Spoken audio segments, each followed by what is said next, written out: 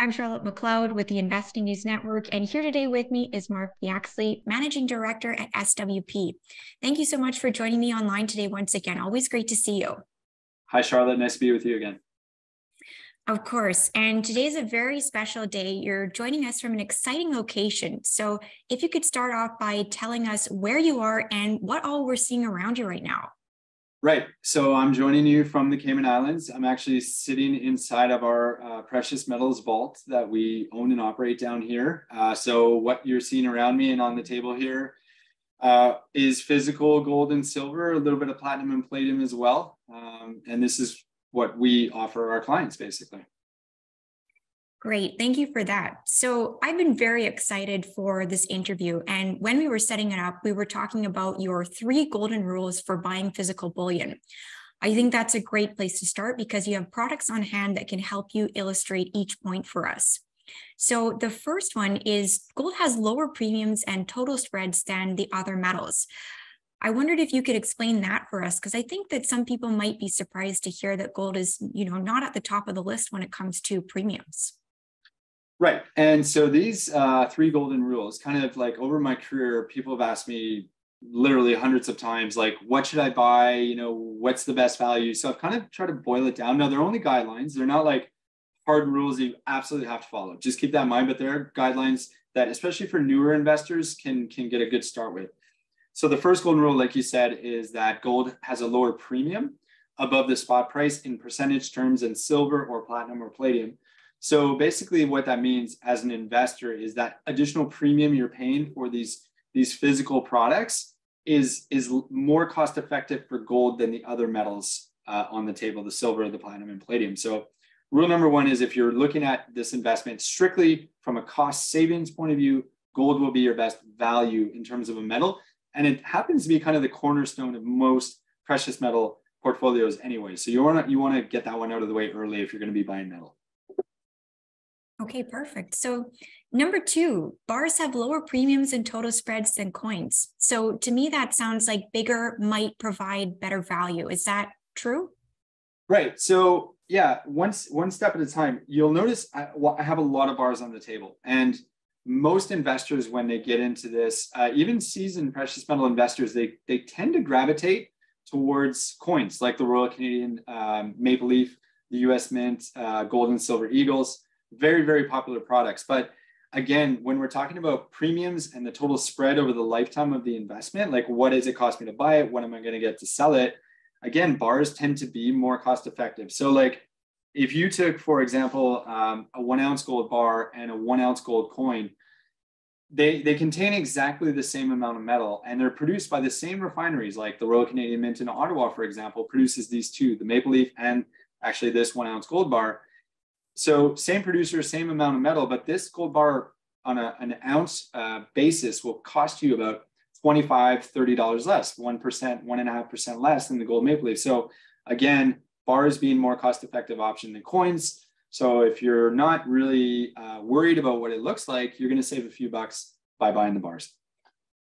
Okay, very interesting. And finally, the third rule you have is larger bars have lower premiums and total spreads than smaller bars. So again, kind of sounding to me like bigger might provide better value, but I'm sure that people might want to own, different denominations. So I wondered if you could give us a sense of how you can achieve the right size mix. Yeah, it's a good question. It's kind of the Costco effect, basically. When you buy in bulk, when you buy in larger volume, in this case, larger formats, you are going to save premium. So really good example. 1 ounce silver eagles right now. It's the most commonly bought coin, I think, silver coin in the world. Americans love their silver eagles.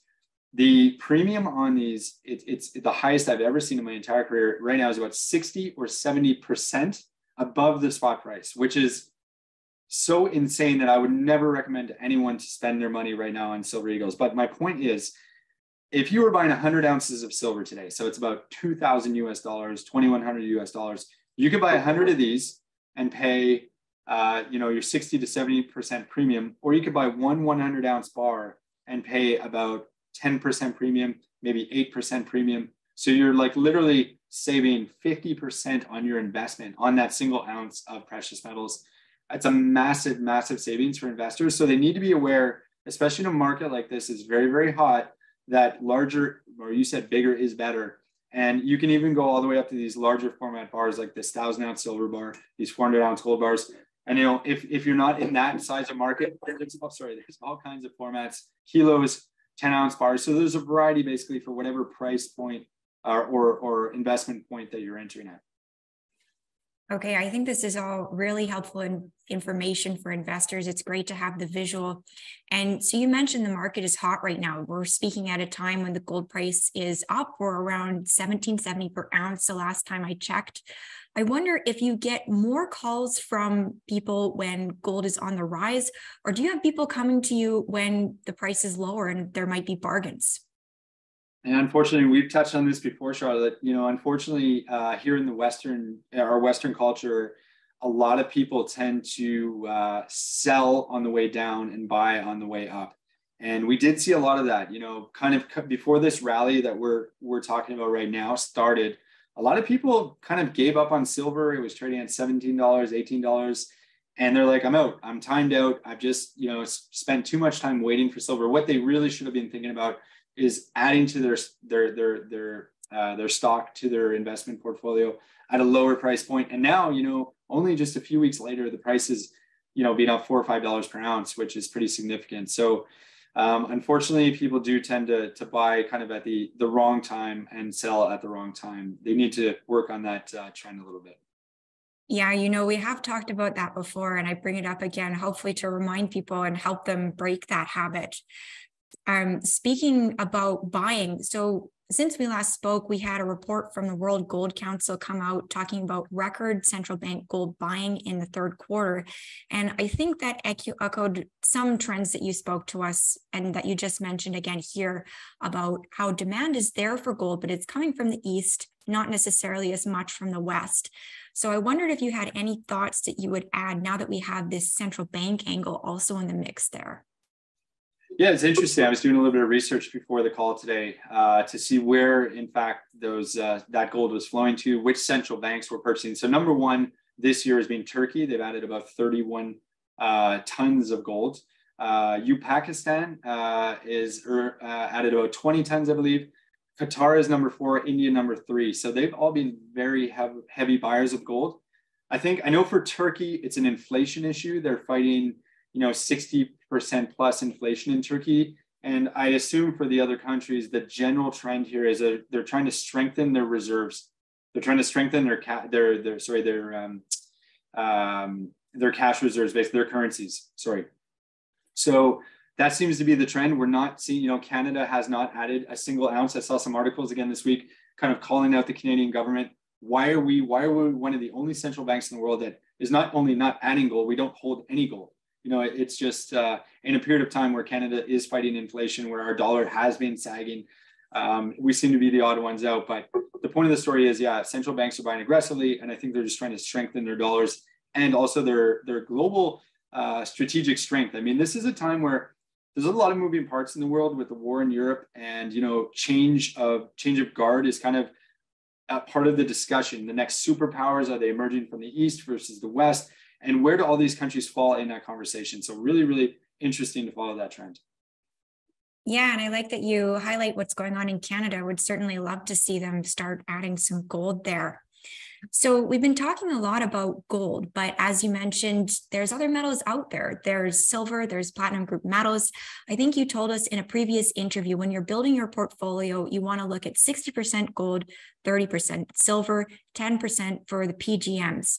So are there any special considerations that we should be aware of when we're looking at silver and the platinum group metals? Yeah, very good question.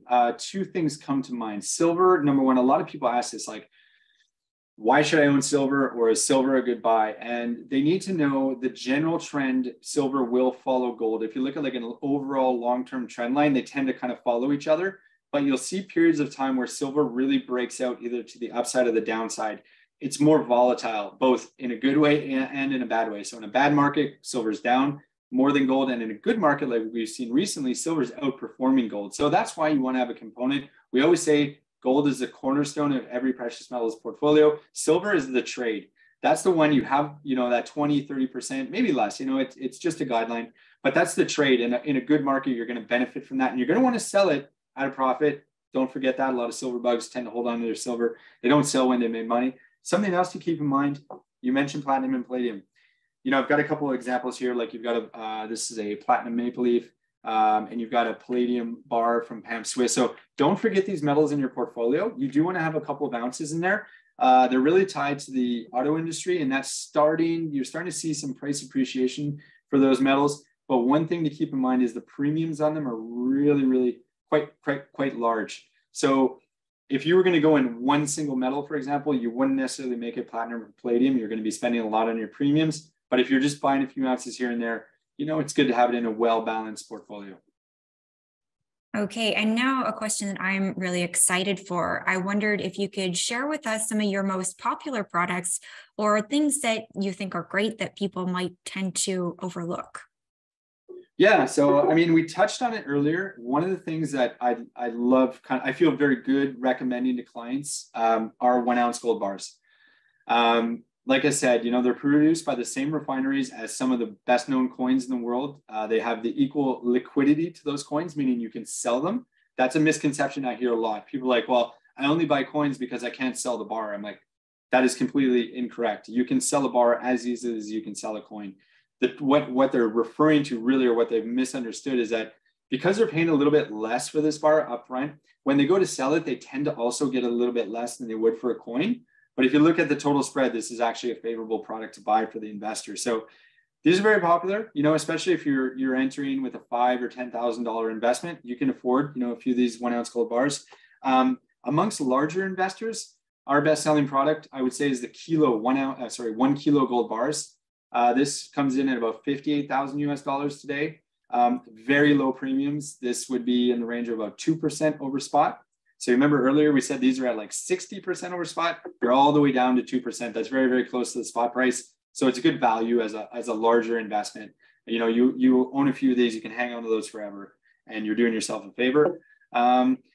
Silver, we're seeing more and more of these large bars, these 1,000-ounce silver bars show up in the vault. These things weigh 70 pounds. They're maybe not something you want to take home delivery of, or maybe not more one of those in your house. You got to find space for them, but they are an excellent way to buy large amounts of silver. This one's about $23,000 today, retailed, and you really cut down your premiums again. So those are some of the products we're seeing move off the shelves. Obviously, your Maple Leafs and your Eagles are always going to sell pretty well, but again, very high premiums.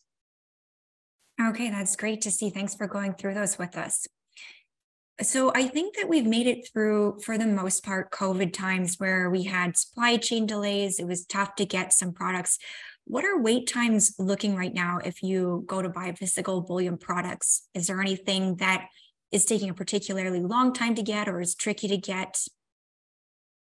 Definitely. They kind of go hand in hand. When premiums go up, and they're basically, like I said earlier, about as high as I've seen my entire career. The other side of that is the supply, the logistics side, the delivery times. And we're seeing wait times right now of about 1 to 4 weeks on most products. So it does vary depending on the product, depending on the mints, but most products in general are backlogged a little bit. So you can expect to wait if you are placing orders for home delivery or for storage. You're going to be waiting a few weeks before you receive your product. And that's not necessarily a bad thing, as long as the dealer that you're buying them from is reputable, and you know that when you send them your bank wire or they cash your check, that they are going to fulfill the order. Just prepare to wait a little bit. Okay. And, given where you're speaking to us from right now, I think it's a great opportunity to talk about storage for physical precious metals. I was hoping you could give me a sense of the fees people might expect to pay and the protection that they'll get. And I'm also curious about how easy it is for people to take delivery of their metal or sell it if they want to do that. Okay. Yeah. Good questions. So I'll start with the basics. And this is something I harp on a lot when I do videos, educational videos and stuff. First thing you want to know is if you're going into a storage situation, so you're going to pay a company, a third-party company, to store assets for you, gold and silver especially, you want to make sure that you know exactly what you're getting. You need to understand, is it an unallocated product? Is it a paper product? In other words, is it a digital representation of gold? Tapping into that whole crypto space that we're hearing a lot about right now. In our case, everything that we do is it's physical, 100% physical, and it's fully allocated, fully segregated, which means each client gets their own little bin. And their products, their bars and coins that they bought, the specific bars and coins that they bought are deposited in that bin, and that's sealed and segregated from all of its other neighbors and other clients within the vault. So that's basically what people get when they're in an allocated, segregated storage situation. And that's really the old school best way to do it, I believe. Can they sell? Yes, they can sell. Basically, these things can be popped off, these unique seals, so they can either add or subtract to their bin. So liquidity is, the general term that we would use there. People do have excellent liquidity within the vaults. It's actually a marketplace, really, is what it is for gold and silver trading. And they can take delivery as well. Metals can be shipped all over the world, most countries. There are some exceptions. I mean, Canada and the US, not a problem. If you happen to live in a second or third world country, there can be issues with insurance and corruption at the border. You want to be aware of those things. But for most of your viewers, it would not be an issue for them to take delivery of those metals. Yeah. Right. And just to touch briefly on home storage, you mentioned that at some point earlier on.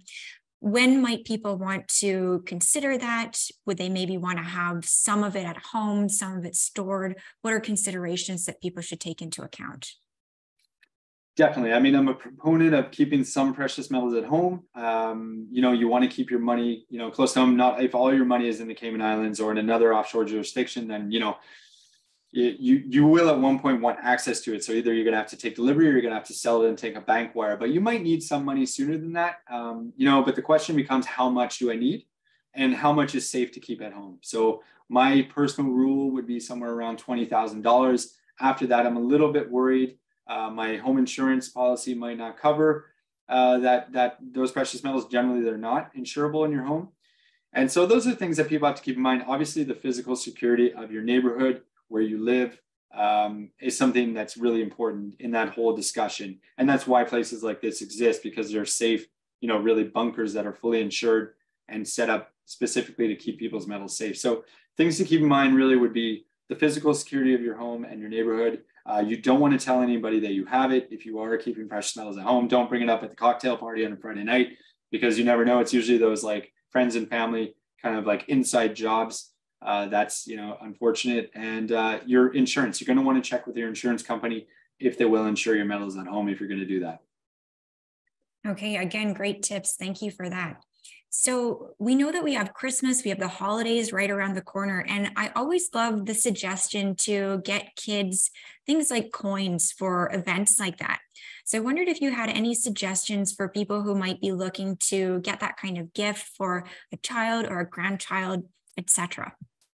Definitely. I mean, my wife and I have often gifted one in Canada, we're Canadian. So often we'll gift people 1 ounce silver maple leafs for Christmas. That's like, right, what, $30 Canadian, maybe $35 if you're buying, depending where you're buying it. So that's a nice, present for friends and family. The Royal Canadian Mint has some beautiful collectibles. If you're going to be spending $100, $150 on a gift, they have some really limited mintage color coins in a nice package box. Really good idea. My wife personally loves the Perth Mint of Australia's kilo silver coins. They have these limited mintage with like kookaburras and koala bears, and they're beautiful coins with high relief.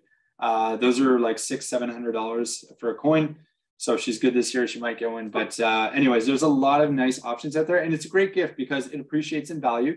It's not a gift certificate you're going to go spend on Amazon or at the movies. It's something that you'll always hold on to, and I think people really appreciate it. You see it in their face when you give it to them. So there are some great options. I check out the Royal Canadian Mint website, but you better start shopping because those things tend to go pretty fast.